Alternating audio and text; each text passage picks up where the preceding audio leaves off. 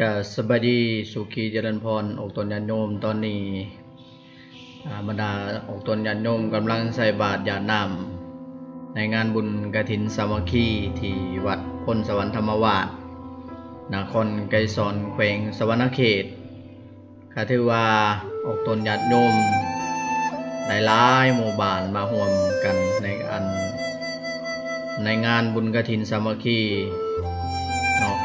ก็ถือว่ามื้อนี้วันศีลใหญ่พอสมควรก็เลยว่าคนเอาตนญาติโยมก็มาร่วมกันทำบุญหลายเนาะเอาดังนั้นก็เฮาเก็บภาพบรรยากาศให้บรรดาพี่ๆน้องๆได้ติดตามรับชมนำกันเนาะเอาเป็นจังไดก็ไปเบิ่งวิดีโอที่จะเก็บภาพบรรยากาศนำกันเลย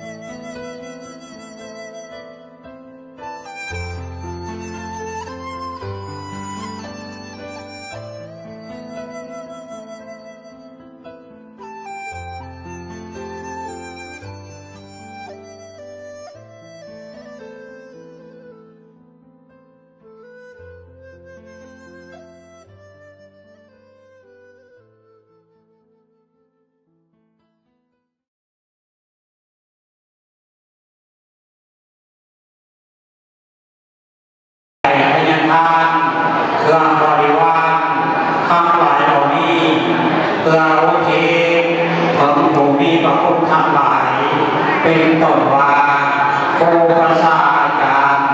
พ่อแม่ญาติมิตรบุตรีบุตราสามีภรรยาเจ้าปักในเล่นเจ้าทินเจ้าฐานสรรพสัตว์ทั้งหลายที่รวมรับไปแล้วนั้นขอให้มาเอาบุญกุศลผลทานที่ภูเขาทั้งหลายต้องสู้ยิ่งขึ้นไปก็ขาดเถิด